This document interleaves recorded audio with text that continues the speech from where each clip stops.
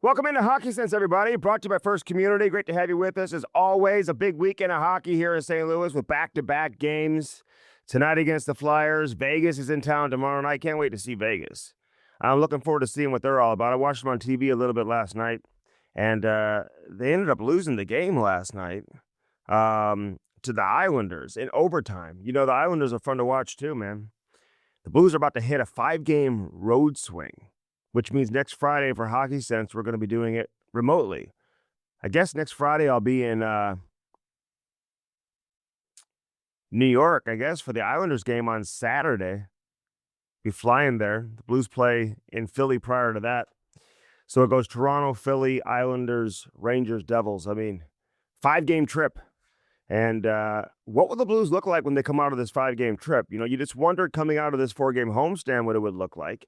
They've played 2 games so far. They've gotten points in both. They won one. They lost one in overtime that they should have won. You can go back to the goalie interference review that took place against Seattle. Listen, I've moved so far past it. Some people are still really upset about it.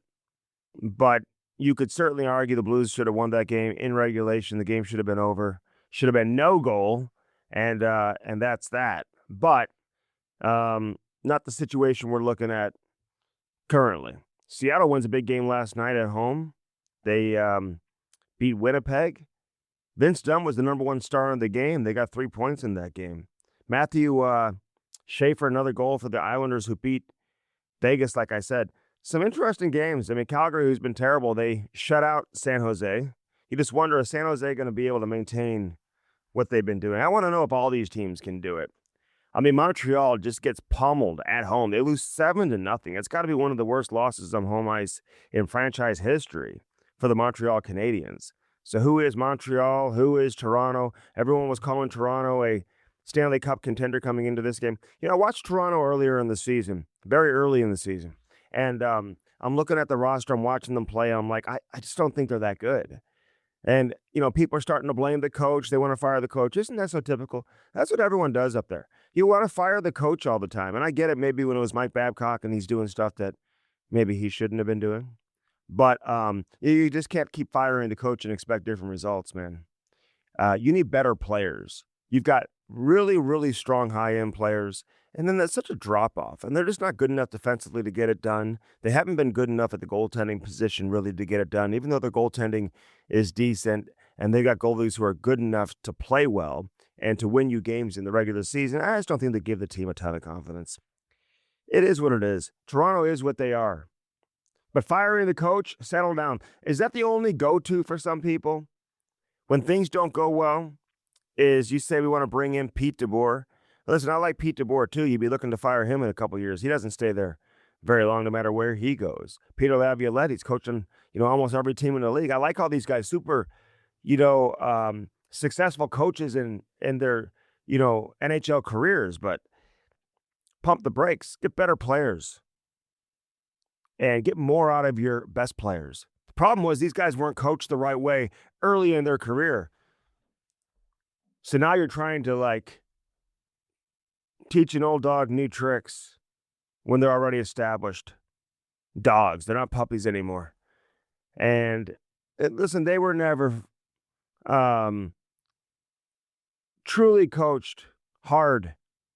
And you're seeing that right now with Craig Berube in terms of what he's trying to do with guys like Matthews and Nylander and some of these guys. And I think to Matthews to a lesser extent. I think Matthews has always been pretty responsible defensively. Tavares, you know what you're going to get. Nyes is a guy who's still learning. Young player is going to be good for a long time. But Nylander's the one guy. You see his comments the other day when he's talking about the lack of success they're having defensively. He said, well, as long as we're scoring goals, because it's harder to score goals. Listen, I understand what he's trying to say, but he's just not getting it at the same time. Sometimes you have to sacrifice a little bit of offense. Be willing to sacrifice a little bit of offense. Don't cheat. And take care of your defense first, and that's going to lead to more team success. So anyway, all right, so Colby Cohen's going to join us. You see him on, what's the name of their show? He and Johnny Lazarus do a great show. I don't even know the name of it. I think it's on the DFO platform. They do an unbelievable job. Great clips. I watch them every day. Johnny does a great job, and Colby Cohen does a great job. I've known Colby for a long time because he was always tight with Kevin Shattenkirk. Played at Boston University, was a high draft pick at Colorado, played some games in the NHL, and he's done a lot of media work. So we'll talk with Colby Cohen. Jamal Mayers is expected to join us. Now, you may or may not see him during the show. And I say he will because he said he's going to jump on, but he's working San Jose Sharks radio right now. And I want to say it's like when I call him, it's going to be just after 7 o'clock in the morning. So he says he'll be up and he'll be ready to go. But if he's not, we certainly understand. And I got to head downtown anyway. Looking forward to getting downtown and starting to prep for tonight's game against Philly. We only see Philly in St. Louis one time a year. You see them twice total. So I'm looking forward to it. The Blues were off yesterday, so they had no skate. They skated Wednesday. Looks like Nick Bukestad could be the odd man out for this one tonight against Philly. We'll see if that stays the same Saturday against Vegas, and we'll see if that's even the case. It's kind of hard to tell sometimes, but Matthew Joseph looked like he was a player, and it looks like he would draw back in, but we'll have to wait and see what the lineup looks like. The Blues are starting to get some offense from some different players. I mean, Matthew Kessel gets a goal the other night. I like this Kessel. I'm curious if Hunter Skinner, gets a game. He's on recall right now up from the American League. He's never played a game in the NHL as a defenseman. Michigan kid. But I liked him in training camp. He came over in the Tarasenko deal.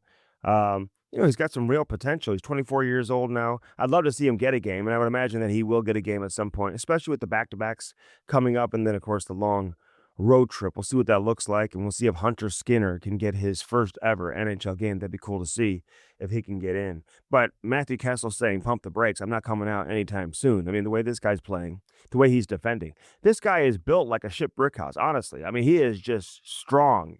And, he gets in the way, doesn't get pushed around. He's got great strength on his skates. He's got a strong stick. And now we're starting to see him play with a little more confidence. And he knows what to do when the puck's on his stick in the offensive end. Much like we talk about Tyler Tucker and the points that he put up in junior. And, this guy was a power play guy, talking about Tucker, scored a lot of goals his last year or two in the OHL. Listen, Kessel is the same thing. I mean, Kessel, I think, was among the league or the leaders in the country, if not the number one for goals scored by freshman defensemen in NCAA hockey his first year at UMass, where he just missed Cale Makar. But they had a lot of success as a team, won a national championship. But I want to say he led all freshman defensemen in scoring, or at least goal scoring, his freshman year. Ended up scoring more goals his sophomore year, had 10 goals his sophomore year. So he can score goals, man. And, you see a shot the other night. You can argue the goalie maybe should have had it a little bit, but you know what? It was a perfect puck placement, put the puck exactly where it needed to be, and was able to sneak it in past the goaltender there and get the Blues on the board against Calgary, where they needed to have that win. I don't want to be too dramatic, but if the Blues lose that game on home ice to Calgary the other night, it may have been lights out for the season.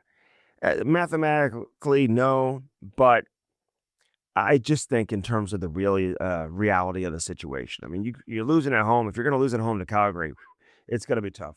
You want to make the playoffs, you just can't lose at home to Calgary. And so the good news is they got it done. Should have beaten Seattle, like I said. And they've gotten points in 4 of the last 5 games, something like that. So I was with Jim Montgomery the other night. We had an event at Bespoke Apparel. Great place. If you're ever going to get custom-made suits, go to Bespoke. Go there today. Right there in Clayton. Right across the street from like the Normal brand, the Pancake House.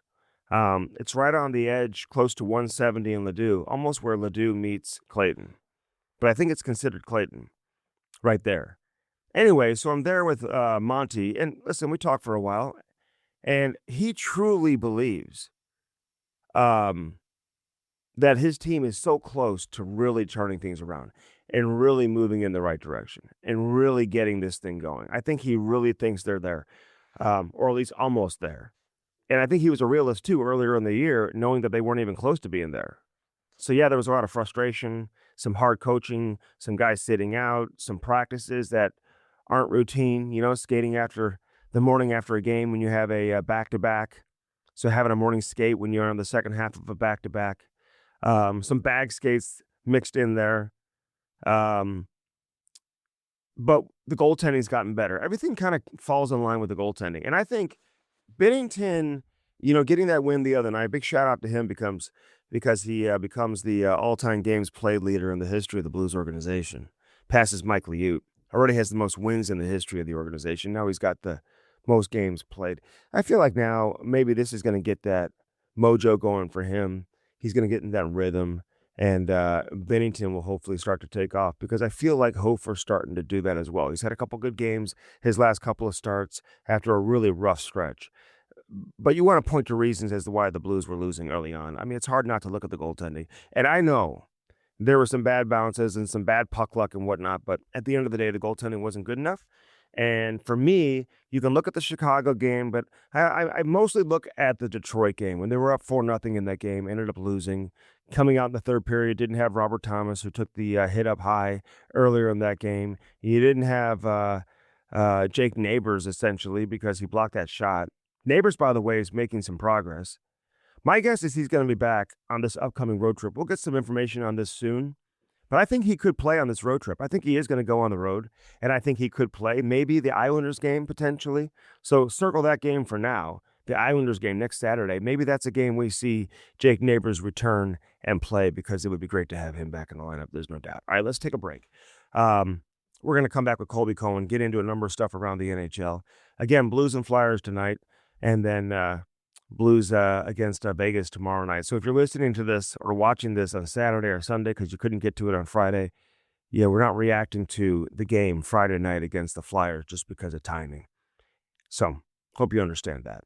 And we appreciate your support, as always, all the time.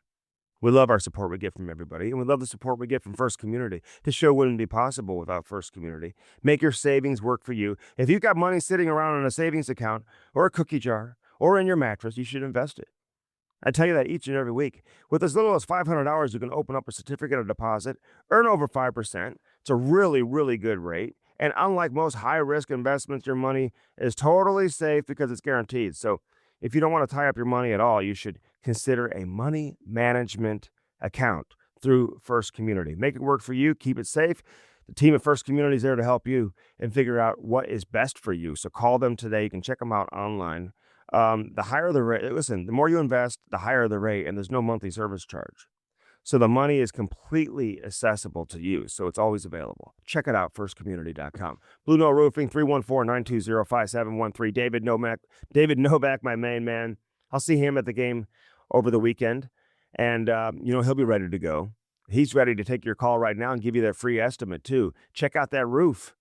How long is insurance going to pay for the repair or for you to replace it? Some of these insurance companies, you get 10 years deep, they say, nope, now it's on you. They'll no longer pay for a new roof. So if you're at 8, 9 years, 7 years, listen, start looking at it right now and get that new roof from my boy David Novak over at Blue Note Roofing, 314-920-5713. Siding, soffit, fascia, gutters, whatever it is you're looking for, let him take great care of you. Cross Country Mortgage, 1 in every 35 mortgages are closed with Cross Country Mortgage. You know that. Call Mark Cooper today, 314-713-4377. This guy is the absolute best. 1 in every 35 loans across the country are closed with Cross Country Mortgage. This guy does so much for first responders. I mean, incredible for first responders. All first responders' loans and mortgages are covered up to $525,000. In the event they are critically injured or even killed in the line of duty. They are covered up to $525,000. It's amazing. Great rates right now on refinances. They're going to waive all the closing costs and all the fees if you mention Hockey Sense or mention Andy Strickland. So do that today for a refinance, which you can get in the 5s now. I mean, they're in the lowest point that they've been in the last 12 years. It's absolutely incredible. Mark Cooper, 314-713-4377. Call Mark Cooper today. Let him take great care of you. Nobody does it better than Mark Cooper with Cross Country Mortgage. Dirt cheap, fun, your one-stop party shop. Download the app. Have you downloaded the app? I keep telling you to download the app and do it today. If you're having people over for Thanksgiving, no better place to shop for your beer, wine, and booze. I'll tell you that right now. They've got great deals on everything. Don't sleep on the party goods, the party supplies, paper goods, all that type of stuff. So if you're having fall parties, bonfires, people over for Thanksgiving, holiday parties around the corner, listen, take advantage of everything you can get from Dirt Cheap Fun Fun, your no-stop party shop. And free delivery. They now offer free delivery if you live within 10 miles of a store. So you can check that out on their app as well and get that delivery going. You don't even have to drive up to the store unless you want to, because it's always fun going inside the store. A lot of the stores have drive-through as well, so you never have to get out of your car. You can still do curbside service, all of that. But use that delivery and get it for free when you mention the promo code BLUES and you live within 10 miles. All that is available on their website or on the app. All right, Colby Cohen. He joins me next. I'm Andy Strickland. Thanks for hanging out. It's our Friday tradition. This is Hockey Sense, brought to you by First Community. All right, good to have Colby Cohen join us. Where are you at? You in New York, Boston? Where are we? I live in Villanova, PA, and most people say, "Oh, the college," and I'm like, "Yes, the college is in the town, but this is a small little town here on about 25, 30 minutes west of the city of Philadelphia." So we'll be in Philadelphia for like 3 nights, by the way. We're staying there 3 nights. They play there next Tuesday. Start off in Toronto on Sunday, then we go to Philly. What's the connection to Philly? I always thought you were a Boston boy. Everybody sort of just assumes that because that's kind of where I cut my teeth with this game, I guess you could say, and started with TV and everything. But this is where I'm from, actually. And when Panger jumped over to Chicago and you know I got fired from that gig, we decided it was time to go home and time to head back to where where I grew up. And I have a couple young kids, and I know my way around, and we know it's a great area, so we came back to where I grew up. There's no place like home, Colby. Always go home, man. Always go home. Listen, you said before you came on, and I've been following. I love your guys' clips, man. You guys do a great job. You and Johnny Laz. What's been upsetting people because you said something mean about Toronto? Is that what it is? I mean, it's I guess I got a little sensitive to the fact that people are calling for Craig Berube's job, and by the way.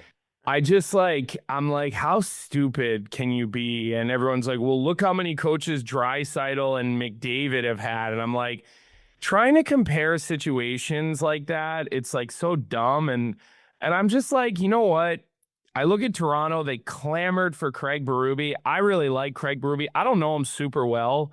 I've met him. He's from he lives not far from me up in New Hope, PA. And so I've like crossed paths with him just in like the local, hockey scene over the years.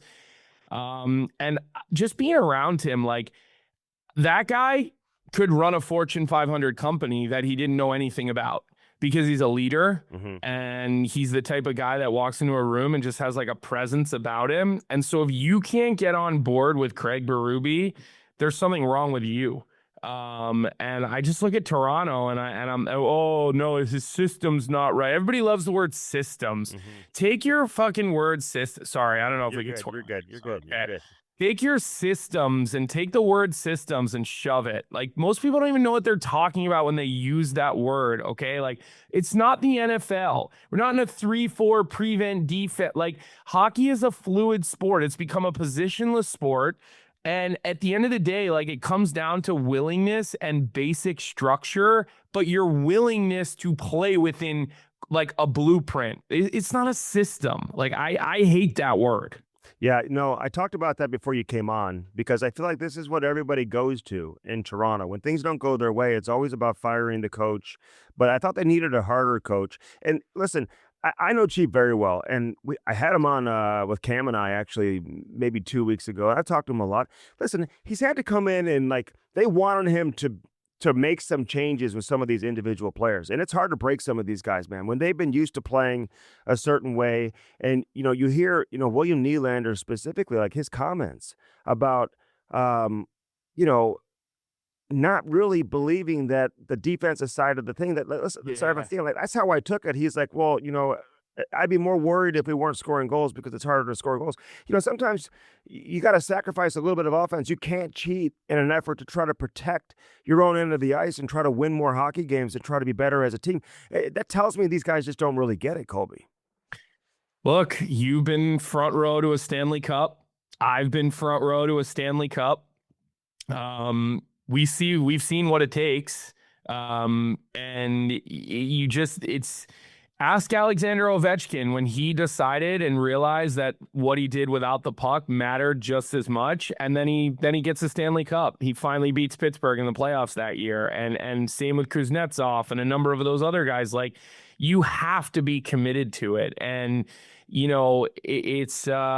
look, that comment reads to me like, yeah, I make 12, 13 million bucks. So like, what are you going to do? That's how I read that comment.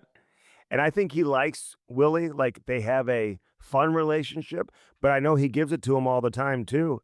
And he's not afraid to get in their face. Listen, a lot of these guys, and you know this, Colby, because you played at a big time college, you came into the NHL as a high draft pick. A lot of these guys are never coached hard, sometimes until they get to the NHL. And it may be their second or third coach before they're ever actually coached hard because some coaches just don't have it in them to be able to do that to their best players. And especially at the younger ages in college, you're always afraid of losing the kid. You don't want them to sign and leave early or transfer to a different school or whatever. So you're always kissing their ass, right? And so Chief's not going to come in and kiss William Nylander's ass or Austin or whoever else. The one guy that he praises all the time that he doesn't have to worry about, and I wish more of these guys would follow his lead, because the longer he's played, the more I really come to respect who he is and his consistency is John Tavares, man. This guy is the same guy every single night. He's man, taking the C off of his jersey is one of the biggest mistakes that Toronto has made in a number of years. I think you could point fingers at the mismanagement of the Mitch Marner situation as well, but I think those two things are monumental failures for Toronto, and I think they're going to continue to haunt them. I grew up playing hockey with John Tavares, and he was a 90 birth year. I was an 89, but he was obviously good enough to constantly be up. And our summer team growing up had Logan Couture and Drew Doughty and Kevin Shattenkirk, and it was a lot of the Ontario boys and a lot of us. Sort of the Northeast corridor tri-state kids, I guess, one or two Mass kids. I've always known, and you could always see with those guys, like, but John Tavares, like, always a quiet leader. Sammy Gagner was on that team as well. Like, we had some, I was a 45th pick in the draft. I might have been the lowest draft pick of like all the good players on that team as kids. So, but it's, look, that is a true statement that you made. Kids, like, nobody gets coached hard anymore. Dawn are the days of Jack Parker.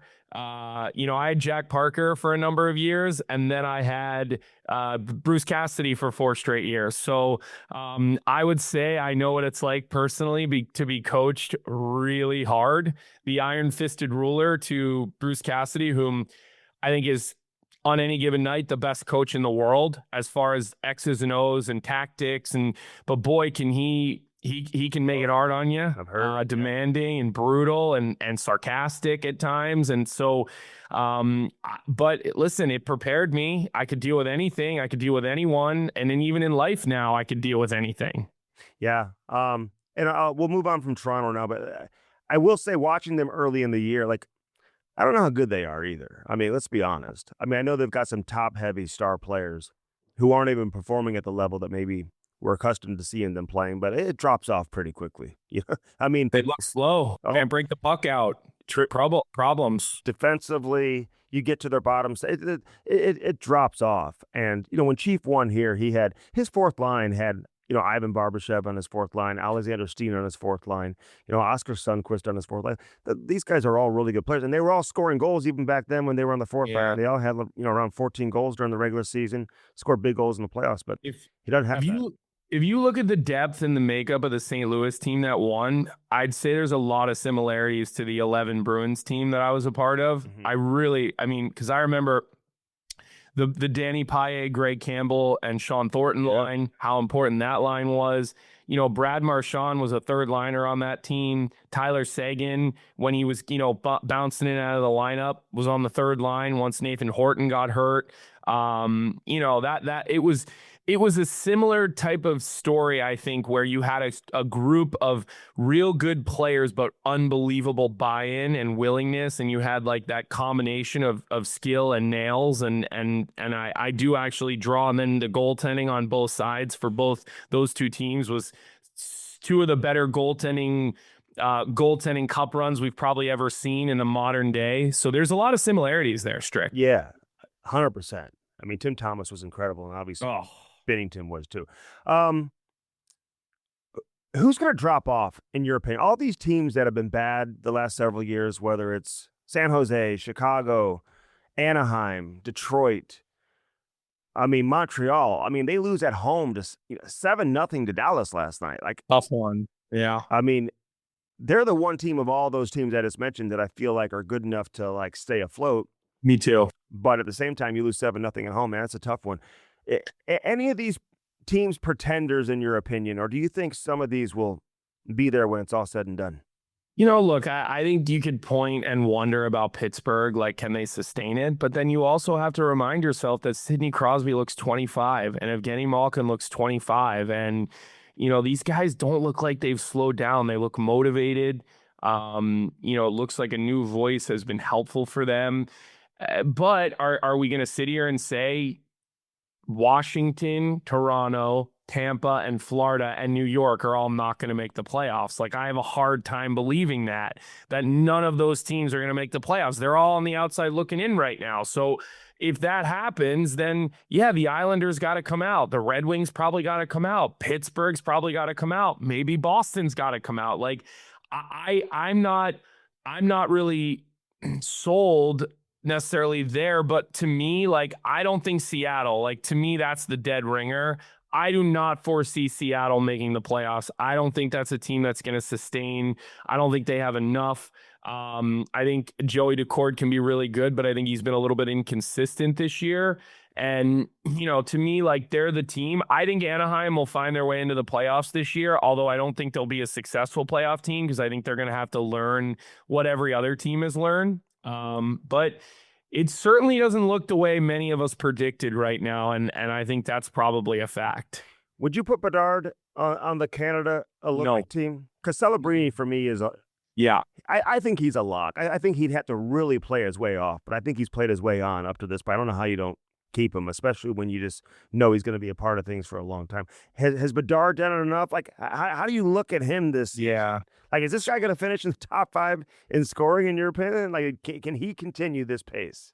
Look, offensively, he's probably good enough to play for Team Canada, but everything that we saw at the Four Nations leads us to believe that you've got to be able to play as good defensively as you are offensively. We saw how tight those U.S.-Canada games. We know Finland and Sweden are going to be better teams at the Olympics than they were at the Four Nations. I keep calling it the World Cup, but the Four Nations. And like, we showed a goal the other night that Bedard kind of came back into the zone. Like, this was a goal against for Chicago. And he just kind of he still makes junior hockey reads as a defensive player away from the puck. Like, he'll duplicate in coverage instead of like looking around and finding his guy. And then, that'll lead to some chaos behind him. And it hurt him the other night. And I showed it on Morning Cup of Hockey. And I was like, look, Connor Bedard has been a stud offensively this year. Like, I owe him an apology because I didn't think he could carry a team offensively. I really didn't.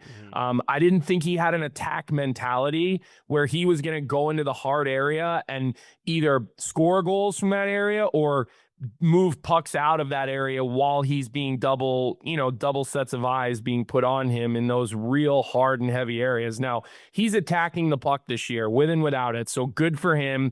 And I've come out and said, I think I was wrong. I do think this kid might be a real special talent offensively, but there's still too many holes for me to put him on Team Canada because you can't play him at center for Team Canada, right? He's not beating out any of your first or second line players, and he can't. Macklin Celebrini could be your fourth line center and probably play like a checking forward and be the best checking forward at the Olympics. I'm with you, man. I mean, you can. He's so versatile. And Bedard, he's just not there yet. And listen, what he's done this season, I think, has been a real Yeah. positive and a real step in the right Next direction. Olympics. Next Yeah, Olympics. or maybe even the World Cup Yeah. 2 years from now. Yeah, that's a good call. Put him in there. Any surprises on the USA side? Could you see anybody like, I mean, Tage Thompson's got to be on the team, right? So that wouldn't be considered a surprise at this stage. Can you have Keller and Caulfield? You take one of the two? Probably have to take one of the two, in my opinion. Yeah. You can take some extra guys. My question, and I mean, this is like sacrilege of me to say because he's a BU guy, but like, we were talking about this. Johnny and I started yelling and screaming at each other at the end of the show the other day because I'm like, how could Spencer Knight not be in the conversation? I'm like, to just ignore what he's doing. And you look at his save percentage, you look at the way Chicago plays defense, which is hit or miss. When they are defending, I'll give them credit. They're defending. But there's nights where they don't. And he's just been spectacular. And like, is Jake Ottinger slightly overrated? I don't know. Like, you really look at his body of work and you look at the big moments and yes, he had one playoff year where he was unbelievable, right? But is he truly in that top echelon of goaltenders? Like, I'm not sure. I'm really not. And so, I think Swayman's having a great year and he should go. And he just had a great world championship. Hellebuck, I think we all know, is going to at least have the opportunity to be the starting goaltender for that team. But like, do you have to look? I don't think Joey Daccord is the guy. I don't think he's been consistently good enough this season.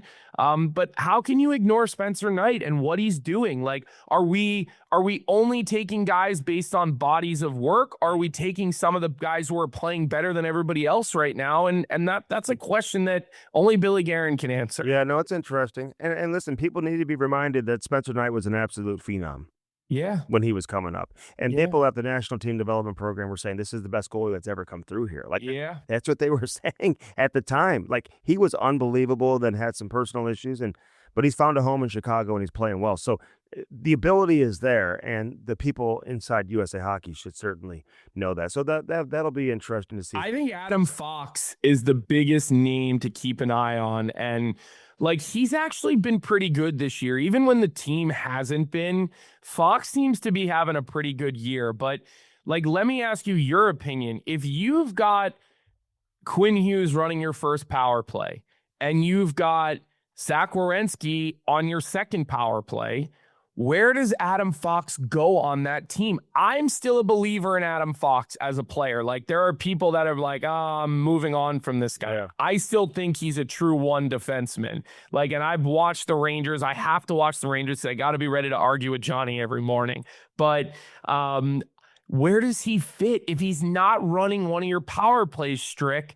Is he the right guy for that team? Or are you better off having an Alex Vlasic or somebody that's more versatile, that's bigger, that skates better? I'm just asking you the question. Yeah. And I think it's worth the conversation. Yeah.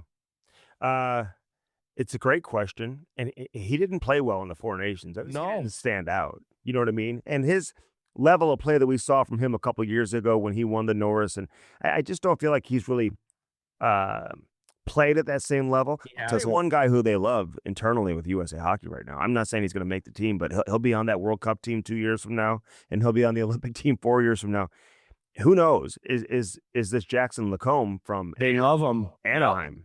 You know what I mean? Like, it's like the Shane Pinto offensively. Like, this guy's going to end up probably finding his way on that fourth line too, where people probably didn't have his name penciled in. Yeah. So, hey, there's just too many players that have influence that I think are really pushing for some of these guys too, So, and I would say this too, like, just because we're talking about the best of the best of the best, Yeah. right? So just because Cole Caulfield doesn't make the team, or let's say Pinto does make the team or whatever, like, it's not necessarily just based on, all right, this guy's more talented. Like, of course, Cole Caulfield is a more talented goal scorer and offensive player than Shane Pinto. But Shane Pinto right now in the NHL, every night, they're giving him the number one line, okay, in whoever they're playing against, they're like, okay, you're going against Crosby tonight. You're going against Matthews tonight. You're going against McDavid tonight. Like, you're not even playing power play tonight, Shane, because you're on the ice against McDavid the whole night,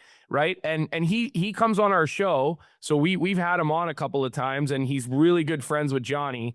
And so like he's a premier shutdown guy. Yeah. And so like, what are you trying to fill that hole? And we probably have enough depth where we could have two teams that would be competitive at the Olympic level, right? And so it's not a diss for people that are going to get, all bent out of shape about some of the things you and I are talking about right now, because we're saying, oh, we're going to leave our guy off or their guy off. But there's just a lot of good players. Yeah. It's not so much as your fault as it is other guys are just really good. I know.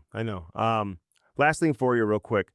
Tage Thompson. I mean, I was just in Buffalo. Blues played there, and we showed a graphic on TV of all the players who obviously have come through there who have gone on to have great success. I mean, it's unbelievable.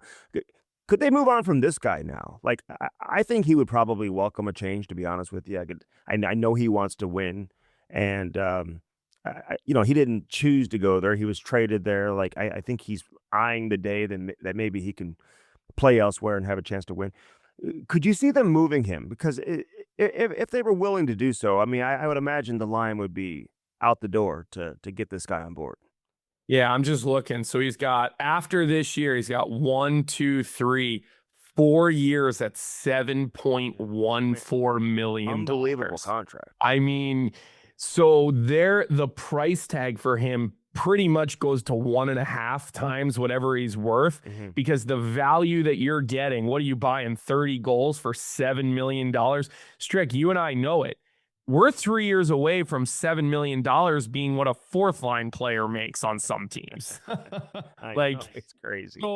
So you're going to buy 30 plus for 7.1. I mean, who even has the assets to pull that off? Maybe Chicago. Yeah. Maybe they've got the assets. Look, I keep saying Kyle Davidson is doing the right thing by being patient. Like, Johnny and I were arguing the other day because he's like, Chicago should push some chips in this year. And I'm like, no. Yeah. Don't stray. You've dealt with the pain of the rebuild. You're finally starting to smell it a little bit. Don't get excited. Stay with the program. Now, to me, that's a guy, though, Strick, on that contract at that age, with that size, with that compete, with that ability. Yeah. Like, imagine him with Connor Bedard. Oh, my God. Tage Thompson. Yeah. I mean, so, man. And he's under contract. You get him for so many years. At that incredible. number. But I agree with you with Chicago. Like, make the move when you're ready to not just to get in and lose in the first round, So no, and I don't think Kyle will. He's a patient guy. Listen, you're in St. Louis. You probably cross paths with the Chicago guys all the time. Like, Kyle's a really patient guy. And look, I know Rocky's not around anymore, and Danny's the man at the helm now, but I'll give him credit too. Like, they have given Kyle the opportunity to see his plan through so far. And I like that. I think that's a good thing. Like, I laugh and I literally say some of the best decisions that they've made over the last couple of years. Like, I joked about Panger off the top, like getting Panger in there is like one of the best trades that they've made, that they could have made. Like, I mean, you screw up with Eddie Olczyk, which is a massive, massive fail. Yeah. And then I go in there and eat shit for 2 years. And like, honestly, like, if I was in charge, I'd have done the same thing. I'd have said Panger like all day, every day, and they go out and get Scott Ball. The other best thing that they've done, other than that, right, is giving Kyle Davidson time to see a rebuild through. Not many GMs are given a 5 or 7 year rebuild and actually get to see it through. So I'll give Danny Wirtz a lot of credit on those things. Those are some brilliant moves that I think that he's made in the last couple of years. And we're trying to find out who Kyle Davidson is still, right? He just didn't have a resume. He's a relatively new name, so I don't think he got the instant respect right off the bat. And I think he's doing a good job, though. What do you think? Well, shit, they're winning games now. I mean, it looks like it. I didn't love the way they handled the Corey Perry situation. That was weird. You know what I mean? I mean, there's like always like some weird stuff that happened. I think that's over his head. Yeah. I don't think I think that came from a corner office over his head, from lawyers, from HR people. I know. And right. Look at that Spencer Knight deal, though. I mean, like, how often do two teams walk away from a trade and both say we hit a grand slam and they're not lying? I know. That's rare. And he signs them. So, I mean, quickly, too. So, all right, good stuff, Colby. I appreciate it, man. I want to get you on for longer, man. Always love talking to you. Yeah. You know what? What's your morning schedule like, just curiously? Like, do you have, like, 9 to 10 a.m. is when we're live every morning. Is that, like, a time that works for you? Always. Okay. Always. That's pretty much the best time. Okay. Because it's Eastern, so. Yeah, well, yeah, I mean, I'm taking kids to school and stuff like that, but like 9 to 10, yeah, because my day starts getting crazy after 10, you know? Perfect. Well, I got your cell phone number now, so I'll be bugging you to come on Morning Cuppa here soon, all right? Good stuff, man. You guys do a great job. Keep it going. Thanks, Strick. I appreciate it. Take care, Colby. Thanks, man. All right, let's step aside. Jamal Mayers joins us next. Looking forward to our conversation. Blues and Flyers tonight. Vegas is here tomorrow. It's a back-to-back. Hockey Sense continues. Brought to you by First Community. Keep it here. Lordo's Diamonds. Get that special someone, something special in your life through Lordo's Diamonds. Do that and do that today.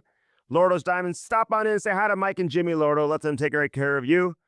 There's a reason why they've been around for over 70 years. Are you kidding me? No one does it better. You walk in with a $500 budget, a $100 budget, $500,000 budget, or a $100 budget.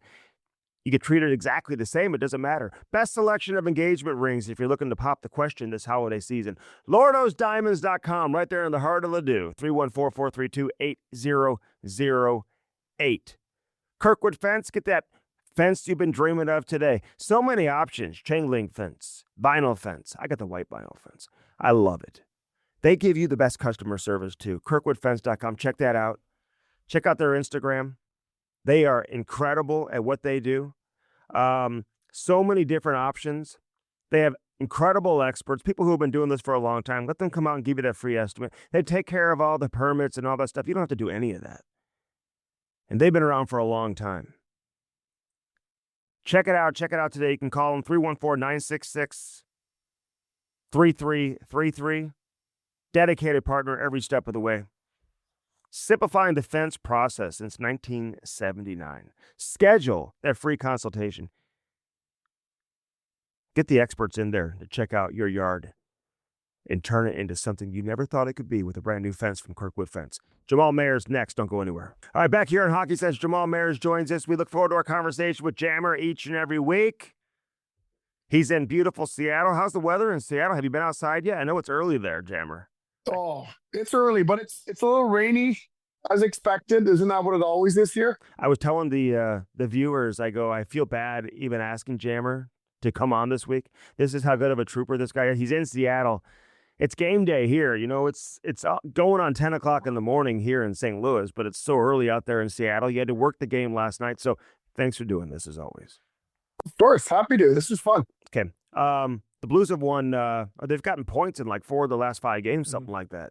Jamal, I was with Jim Montgomery the other night. I mentioned this earlier, and he really believes they are so close to really moving things in the right direction. Or they're already moving things in the right direction, but so close to really turning it on. And no surprise that it all comes down to goaltending. Once your goaltending's better, everything else seems to fall in place. I think you're right. And I'm not one to really dig deep into the analytics, but if you look at the numbers and all the relevant categories in regard to defending, they're in the top of the echelon, top 10 in the league, in fact, in all the metrics that really matter defensively. And when you're doing that, even though you're 31st in goals against, I mean, they're 4th, 10th, 11th, 3rd, 7th, and 9th in all the relevant shot attempts, shots allowed, slot shots, inner slot shots, offensive zone possession time in the top 10 of all those matrix. So, yeah, you're right. It doesn't matter when your goaltending doesn't match what you're doing defending-wise. Now that it's improved, you're going to get the results. And the power play is top 10, right? I mean, you can win a lot of games with good defense and a good power play. Absolutely. A penalty kill, to me, that's one of the most fixable items on any team. It just takes everybody buying into the structure and the way that you want to kill. But to me, that should be, you need to fix that. There's no reason, personnel-wise, they have veterans, personnel-wise, they have guys that have a lot of courage and have done it in the past. They have to fix that element. And it's interesting, you look at the power play and the guys who are picking up power play points, it's like they're defensemen. It's Justin Falk who's picking up points. Fowler's picked up some points recently. Well, why do you think the forwards, their top forwards right now in St. Louis, just really haven't gotten going yet? Yeah, it's tough. I think that there's a lot of pressure on them to perform. That could be a factor. There's a lot of excitement, anticipation. When you don't start well, it kind of bleeds into their game. So, and sometimes you frost, and so that's unfortunate. But the top guys, I'm not really worried about. They're going to figure it out. They always do. When you focus so much defensively, and there is a lot of focus on the defensive end, Jamal, because the goaltending was struggling so much. I mean, they were constantly tweaking things, not even tweaking things defensively, but just trying to get that figured out, and you mentioned the statistics. Can that take some of that offense away from your top players when it's defense, defense, defense, defense? Absolutely. I think that they want to play an instinct, and you want your offensive players to take chances, calculated risk, if you will. Sometimes it doesn't work out, but they play on that edge. That's what makes them special. They understand when they can cheat, if you will, and they understand when you go. And when you're in their heads a little bit, maybe it's affected their ability just to react and to trust their instincts. Yeah. So it looks like interesting to me. It looks like they moved Schenner to the wing, and now he's on the third line. Yeah, he's been playing wing a little bit over the course of the last few games. And I think it's the addition of Dvorsky, Jamal. I mean, they drafted this kid 10th overall. And I will say it right now. I mean, the way this kid has played since he's come up, like, he's not going anywhere. Like, he's going to be here for, hopefully the next several years, but certainly the rest of this season. They sent Mayu down. He needed to go play. There's no doubt about it. But I think with the addition of Dvorsky, I think that's what's made Schenn, I don't want to say expendable, but it's, allowed the organization, or at least the coaching staff, to slide him over to the wing. And that's great. I think we talked about it earlier in the year that the idea was, even though he didn't start with the big club, that Dvorsky would somehow push himself to play 50 games, which is over 2/3 of the season. And if he did that, then he's on the right trajectory. Sometimes we really want them to make the team out of the gate, and he was so close, but that was the best thing for him. And now you're seeing the patience pay off, and it's okay. It's part of the bigger plan when you have a guy like Schenner who can slide into that third line role, whether it's at center or the wing. That's probably where we all thought he would be if this team performs like we think it can. We look at the top forwards and the top center specifically across the board in the league, and just how fast they can skate and how, quickly they get up and down the ice. Guys like Pius Suter, for example, and Dvorsky, like, they're not fast players by any means. Although the pace really has not been an issue for Dvorsky. It's probably been, skating's better than I think people give him credit for. But he's not a guy that flashes from a speed standpoint. What is it about these guys that allows them to make up for it in other areas where it's just not an issue in terms of how they impact the game? It's all their hockey sense, their awareness of where to be and when to be there, and their ability to protect pucks, their ability to make sit plays, to understand how to anticipate. All of those factors create their hockey awareness, their understanding of where to be and how to support their teammates, and knowing that the puck is probably the most important thing, but it's also the awareness away from the puck, that they have an acute understanding of, if I start going here, the puck's going to end up over here. My buddy's going to need help here. They all uniquely, players that don't have pace, they're really good at that. They're really good at figuring out how to be in the right spot to help their teammates. No goals yet for Parayko. He had a career high last year of 16. Fowler hasn't scored a goal yet. Should that be any concern at all? And we're talking about two guys, obviously, you rely on from a defensive standpoint, but they haven't scored. Last year, that's another thing. Their defense made up for any type of, offensive struggles that they had, because they were so productive from the back end. So even if your top players weren't producing, you got so much from your back end. These guys scored so much and timely goals, and were a big part of their run down the stretch. Should we be concerned at all about the lack of goal scoring by a couple of these guys from the back end? Yeah, that's the plain answer. Is like, you can't have all three struggling at the same time, right? And you're talking about Parayko, Broberg, and Fowler. Donuts. Like, that's not good. Well, Broberg's got a couple. And listen, he's been their best player, Jamal. For the last 10 games. Yeah. Last 10 games. Not just best defenseman. Jammer, this guy's unbelievable, honestly. Like, his ability to skate, like, you have to beat him twice. You got to beat him first time, and then he recovers, and then you got to beat him again. Like, his skating's incredible. Doesn't play the power play, which, and Parayko doesn't either. But, Fowler and Falk certainly get that opportunity. But I will say, in Broberg's defense, I mean, this guy's been pretty consistent, and he gets chances and whatever. But, yeah, you'd like to see more goals scored for sure. Well, you're gonna need some from them. I mean, they're eating up over 20 minutes a night. They're guys playing in all situations. They're going to need to contribute as a group, not necessarily all on Parayko, not necessarily all on Fowler or Broberg, but as a group, for as many minutes as they're eating up, they need to get close to each of them up to 10 goals. And doesn't mean they all get 10, but 7 to 10, they're going to have to get there. And I still have every confidence they will. Yeah, no, I agree with you. Where are you going to be next week? I haven't looked at it because I'm going to be out of town. So we're going to do a Zoom style, Jam. I don't know if you're going to be in studio or if you're going to be somewhere across the country, and we're both going to be on Zoom, but it'll be fun to do something a little bit different. Yeah, I'll be in Detroit. Okay, good. All right, tournament. Looking forward to that. What do you have for us, man? I mean, there's so much. I can go in so many different directions with you. Spas and more, though. I'm going to start with that. Let's do it. Yeah, Spas and More is a local master spa dealer with 2 locations, Sunset Hills and Overland Park, Kansas. Mike Leahy's the owner, and we all know his daughter, Angie Hess, because you're trying to weasel in there and get yourself a backyard oasis that's coming my way. Well, Master Spas is an American hot tub and swim manufacturer that does it in Fort Wayne, Indiana, not far from St. Louis, the largest hot tub and swim spa manufacturer in the U.S. They also have chili goat tubs from Michael Phelps. Spas and More offers high quality hot tubs, swing spas, cold tubs, infrared saunas for all of your health and wellness and relaxation needs. Turn your backyard oasis into your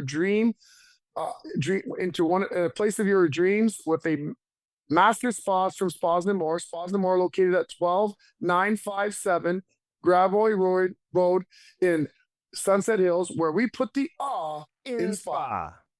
There you go. Dobbs Tire and Auto Center, Jammer. Well, dude, it's winter. I know we kind of skipped fall. It's 70 degrees here today, just so you know. But dude, it is winter, and it's coming. Yeah, it's coming. Don't be fooled. Don't be fooled. I'm telling you what. The best thing about Dobbs is that they're locally owned. 43 store locations. Dobbs is offering winter tire deals on the best tire brands, up to $275 of savings on BF Goodrich, Goodyear, Cooper, Continental. Doesn't matter what you drive, a car, like truck, van, SUV, hybrid, EV. Dobbs has a team of experienced tire technicians and ASE certified associates to service them right. Go to Dobbs.com now. Even though it doesn't feel like winter, you're going to need them. You're going to need them before it turns to winter. Yes. So you got to get your tires right. Yeah. Go to Dobbs.com for more. I know you're out of town. Big shout out to Harper, by the way, who signed her letter of intent to go play at Kansas State. But the family's here, and they got to eat tonight, Jamal. So I know Natalie's saying, hey, what should I do for dinner? What's your response? She does everything, but cooking's not one of them, bud. So yeah, she will be calling and ordering in 5 restaurants: Barlino's South, Barlino's Roasteria, Chris's Pancake and Dining, Chris's at the Docket, Barlino's Twin Oaks. Unbelievable atmosphere in the bar there. The whole restaurant there is unreal. My favorite spot. They forged many lasting relationships with their customers. Their family cook good food, serve plenty. 50+ years in business. Only 2 places to dine at Barlino's. You could dine at home. Yeah. Or at one of Barlino's family restaurants. That sounds way better. All right, Jammer, great stuff as always, man. Enjoy Seattle, the Pacific Northwest, baby. We'll talk to you next week. Let's go. Take care, man. That's Jamal Mayers. Always appreciate him joining us. Hey, First Community, this is great. How about this? Skip a pay. First Community understands that life gets expensive this time of year. You got holiday shopping, all the year-end expenses, so your paycheck doesn't go as far. You know that. How nice would it be to hang a little more of your money right now, to hang on to it? So that's why they offer a Skip a Pay program. It's like a skip a payment program. Allows you to skip your next car loan payment using their mobile online banking app. You got to be in good standing with your loan and processing fees apply and all that, but Give yourself a break. Skip your next payment. Skip it this month. First Community wants to make your life easier. How nice is that? Because the holiday bills, man, they do ring up. We all know that. Skip a car payment. How nice would that be? Firstcommunity.com. Go check that out. Hackett Security, give them a call today. Check them out, hackettSecurity.com. Secure your home, secure your business.